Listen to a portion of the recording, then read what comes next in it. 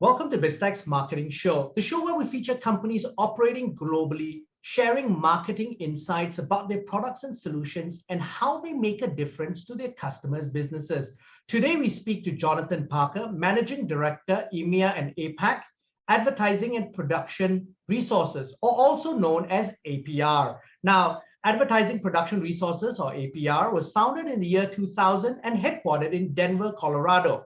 It's a content creation optimization consultancy. Now, Jonathan, welcome to the show. Thank you. Great to be here. Now, Jonathan, could you start by giving us an overview of APR and its history?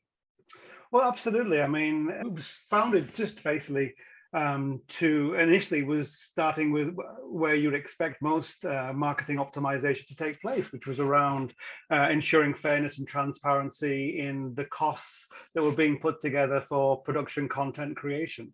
But it's evolved, and we've had to keep ahead of that curve because of within the advertising and marketing space, technology is improving constantly. The people who work in that field, they're multitaskers who handle more than one role within the industry. So it's fast paced, and you've seen from the change that's gone from just with your mobile phone, how much you can reach out to people and how much you can get a message to. So production is changing. It's always evolving. And advertising production resources helps marketers kind of figure out how to best produce their marketing messaging and brand experiences. And we deliver a value beyond savings by providing strategic versus tactical approaches to content production. We identify improved ways of working, we mitigate risks, we explain solutions and trade-offs, and all the while this is respecting the creative integrity of the content that's to be produced. At the end of the day, we're not cost consultants. We don't bang our fist on the table and say take 20% off the cost. It's about optimizing, it's about doing things correctly. And most people within APR have probably got 25 plus years of experience in the industry, usually on the agency side or the client marketing side. So we bring that experience to bear to make sure things are done the right way. And if you're doing things the right way, you're going to get efficiencies. One of the main byproducts is a cost saving, but it isn't savings for savings sake. That could be plowed back into the business to produce more deliverables, to get more media for the work they are producing. But I think production optimization within the production content world covers an array of specialisms, from evaluating bid reviews to ensuring fairness and transparency, to helping strategize and develop a marketer's production ecosystem. One area in particular that's in focus right now is sustainability efforts within the production content creation fields. Okay, and I'm going to come back to you on the sustainability aspect a little later in the conversation. So your service offerings in the region revolve around strategy and design, production, as well as project advisory, correct? We work in between the clients and their chosen agencies and production houses. So we bring that peace of mind. And at the end of the day, marketing is a specialism. And to be a marketer who has the level of knowledge around creative agency content production, you have to have been a marketer for 20, 25 plus years. So where APR comes in is we sit with clients and we help them plan this part out, and we work with them. I jokingly refer to it as marriage guidance counseling between clients and their agencies, because we're just improving communication. And it isn't a one-way street. It isn't about putting pressure on the agencies, because at the end of the day, it's very important to have a great creative quality product at the end of it. So we foster communication both ways. Because we've come from the agency world, we speak their language. And so it takes a weight of responsibility off the marketer's plate that we can handle negotiations on bids. We can help them set up internal production studios. We can help them with a global database asset management system strategy. Anything which touches the production content creation space, be it technology, be it people, be it ways of working, we have that specialism within APR because we are the largest global network of production optimizers that are out there. So Jonathan, this is interesting because one of the things that you then, because you are the intermediary and as you said, you're one of them, your agency people, your lens is a very sharp lens. When you're looking at production and design and strategy and so forth, one of the key opportunities helps a client, especially a client that perhaps is not very savvy, is you make sure that they get value for money. At the end of it, that's what it is, because a lot of, especially startups, have raised a lot of money. They understand that they need to grow. And we've read time and time again of how much money is wasted on marketing. Mm-hmm. Correct. So at the end of the day, we are about transparency in costs and bringing fair value for a great creative quality product. So, we have in-market specialists. So it's not me. I'm based in Singapore. I've been in Asia for over 20 years. I also worked for WPP agencies and worked for Ogilvy EMEA there. I was in New York for 7 years. So I've got that global experience of production. But when it comes to working with marketers, you have to have that local nuance. You have to have that market insight. And so we have in-market advisors who will then work with those marketers within those markets, so that that you're dealing with people who've worked with the exact same directors and same production houses that their chosen agencies are working with. And so, Jonathan, if I'm a client and I want to hire you in Singapore, in Hong Kong, or in Malaysia, how are you generally compensated? Is that a consultancy based on a percentage, or how does that work? No, we are not rewarded on savings, because for me that would be it sends the wrong message. We said that before. We're providing a service. We're not here. You could come in and just, as I say, demand money be taken off, because then that's servicing you, and that's not serving the purpose that we're here for. We're here to optimize. If you do it right, then you're getting fair value. If you do it right, you're in all likelihood going to get a byproduct, which is a saving anyway. But a lot of the time, it's just about ensuring that there is fair value. So a lot of the time we're working with marketers to let them know that the agency is providing them with fair and reasonable costs. And that's where agencies who work with us appreciate us as well, because when it comes to fair costs, we can help get that message across. When it comes to overages, when there are issues within the production, we can help advise on options for them to take, and we get that message back to the client, so they don't have to stress if they overspend, if they've got a sense check there to kind of guide everyone through that process. Yeah, and for a lot of people, again, the overages come from probably trying to get a better product out there. Overages can come from anywhere. I mean, you could just get bad weather and suddenly you've got to put an extra 2 shoot days in the schedule. A global pandemic could strike, and then what do you do? There's so many things that we have to work around, and that's where having in-market specialism is key, because each market has its own governmental and industry regulations, and so you need to make sure you've got your finger on that pulse when you're doing this type of thing. Now, Jonathan, let's zoom out a little bit and take a macro view of some key issues that are impacting marketing. And you touched briefly on it, sustainability. Why is it important for brands and businesses to implement sustainability practices in their marketing campaigns? Well, sustainability, I mean, living in an eco-friendly world, it should be the forefront of everybody's mind. And I think many brands have been really good about addressing that in how they make their goods and how they make their products. Where we come into play, it's in helping brands and helping clients find ways to produce their content in the most eco-friendly way as possible. There's always, every aspect of your business that is in operation is creating some sort of carbon footprint. And so we have built a specialism around advising on the carbon footprint and how to reduce it when it comes to the content production creation. I mean, sustainability is one of the most important considerations of our time. Based on the outcomes of the recent COP26, you have global legislation is forthcoming with anticipated fines for non-compliance, along with the adoption of more stringent corporate social responsibility and sustainability targets for many governments and industries.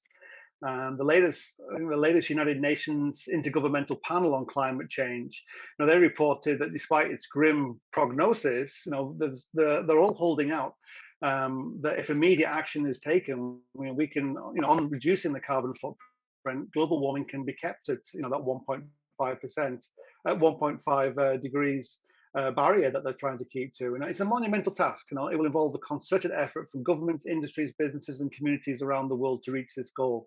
But the important thing is when you talk about communities, because the global community is conscious to it, and the global community is connected now with the internet.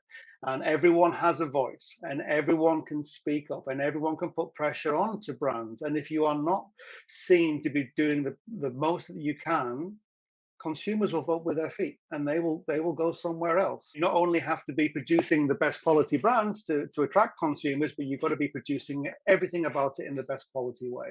So, Jonathan, what is fascinating for me is actually the following. In December 2021, the PwC published a global consumer insights pulse survey. Now, they found that half of the consumers in APAC take into consideration sustainability efforts of brands and products before deciding to purchase. Now, traditionally, you would think that it's a very Western-orientated purchase decision process. But obviously in APAC, if more than half are doing it, it is very important. It's arrived here. Now, what sort of types of creative content should marketers develop for a sustainability-based marketing campaign to really be effective there for brands? It isn't so much what they're creating, but more how they go about creating it. And as I said, consumers' attitudes are changing. They're no longer looking to just the product and its message. They want to know about the origins and the supply chains and how sustainability played a part in the order for them to purchase their end product. Being more environmentally aware, consumers are driving much more of this change and countrywide level. So I think Ernst & Young's Future Consumer Index for Asia Pacific consumers, has them overwhelmingly agreeing that the business behavior and its commitment to society and employees is, it's important as the products of services. The consumers are more likely to 60% are more likely to purchase from companies that they feel are doing good for society, and that's quite a driver when you think about it. And so brands need to make sure that they're not only living their best life that way, but they're socializing what they're doing, and they're being involved in their communities. That could be, from in Indonesia, we can see that Coca-Cola are trying to with their water, and who is the other one for Indonesia? Aqua are trying to make the majority of their bottles recycled plastic, and they're trying to reduce the amount of marine waste that's taking place. I think Indonesia is seen as probably the biggest polluter of marine waste. And when you think how that impacts communities that rely on fishing and farming, you see the tendrils just going out from what was once, how do I sell more of this product, into all these people who are affected, all of these markets are affected, all of these communities are affected. How do I put my best foot forward here? Jonathan, you and I are old enough to have seen how a brand like The Body Shop went from being something that was in the periphery to all the values that they used to shout about, and the founder shouted about, being something that's completely mainstream today. What sort of brands, or do you have some examples of Asia Pacific brands that perhaps personify this push towards sustainability? Some of the Asian brands that have made a noteworthy kind of commitment, Samsung is probably one. They've made significant leaps in production innovation to help consumers counter the microplastic pollution and reduce energy consumption, cut back on waste by using recycled plastic, and adapt eco-friendly packaging. I believe Samsung's TVs and screens this year will use 30 times more recycled materials than last year. And within 3 years, every phone and appliance will utilize recycled materials. So more and more products will come in recyclable packaging. Huawei is another one. That's another technology company that is modeling business sustainability, and its commitment to contributing to a clean, efficient, low carbon and circular economy is evident in its green product portfolio, sustainable company campuses, and green supply chains, where 93 of its top 100 suppliers have set targets for reducing carbon emissions, with over 4,500 tons of smart device e-waste that's been processed from its own recycling stations. So you can see how marketers kind of push this into their agencies, into their production houses, into their suppliers, and these are the tendrils that we're talking about. Uniqlo would be another one. As a Japanese clothing brand, its sustainability report this year established targets to reduce greenhouse gas emissions by 2030, and in accordance with the goals of the Paris Agreement. Its sustainability program for this year has 6 focus areas: creating new value through products and services, respecting human rights in our supply chain, respecting the environment, strengthening communities, supporting employee fulfillment, and corporate governance. So then what solutions do APR provide marketers to help ensure that they take into account sustainability practices when they're planning all their marketing campaigns?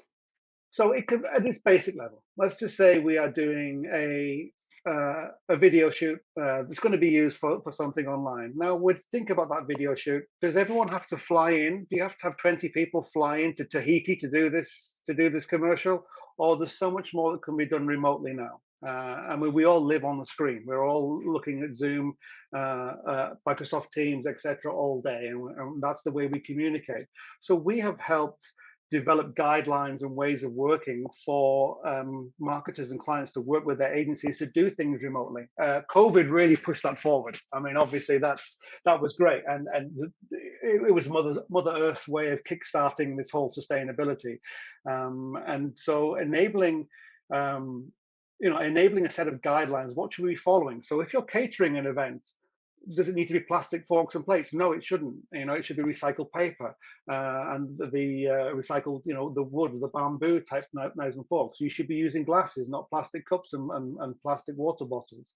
When it comes to ensuring safety because of COVID, having the crew arriving in socially distanced buses rather than taking individual taxis. There's a whole array of ways you can approach how you're going to produce that content. And as we've seen, that could also mean, well, are the production houses on board for this brand? Are the agencies on board for this brand? Are they sharing that environmentally friendly vision that brand needs to have and needs to put forward?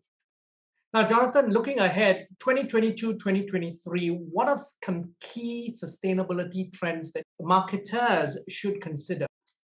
Well, I would say the key things would be a continued focus on your scope 3 emissions, which account for 70% of the carbon footprint in businesses. In this context, if an agency and its production partners expend carbon emissions to produce advertising content, then this content will never be carbon neutral or carbon zero, no matter how green other aspects of the business or operation are. And that's the main thing. Is a lot of brands have taken big steps into being green in the way they produce their products, but then it's everything else around it within their operation. So brands hold tremendous sway here. So as long as brands are demanding that their external partners operate on renewable energy, those partners will more often than not comply. And with the development of carbon markets in many developing economies around the world, including Singapore, which mentioned, this is one of the country's key strategies to transition into a fully fledged green economy in its 2022 budget plan, carbon offsetting is slated to become a key trend. So while we wish for a carbon neutral world, sometimes carbon emissions are unavoidable. So after exhausting all means to reduce carbon footprints for advertising and production content, brands and marketers can consider purchasing carbon offset to counterbalance that surplus. By investing in carbon offsetting through the planting of forests or by funding the development of wind farms, for example, brands are able to offset the emissions produced in their content. Now, Jonathan, it's been a fascinating conversation. I really learned a lot. But before we leave, any final thoughts you'd like to leave us with? Everyone wants to do good. Everyone wants to start somewhere. And I think in a lot of these board meetings, you have people talking about sustainability. You have people talking about diversity, equity, and inclusion, and having the right mix of people both in front and behind the camera. Wanting to do good and knowing the next step to take is often the problem. And this is where APR come in to help brands and help clients find an area within the production content where they can make a difference. And that's all we can hope, is that everyone is making a difference wherever they can. And when they're doing well there, they're still self-reflecting and they're still looking for the next thing within their ecosystem, no matter what it is, to kind of take forward and improve upon. Jonathan, thank you for taking the time to be on the show. Thank you for having me. Now, I'm Brian Fernandez, and we've been speaking to Jonathan Parker, Managing Director, EMEA and APAC, at APR, or Advertising Production and Resources, on Biztech's Marketing Show. This video and podcast will be on our website, www.biztech.asia, as well as our social media platforms. Please like and subscribe to our various platforms. Thanks again for tuning in.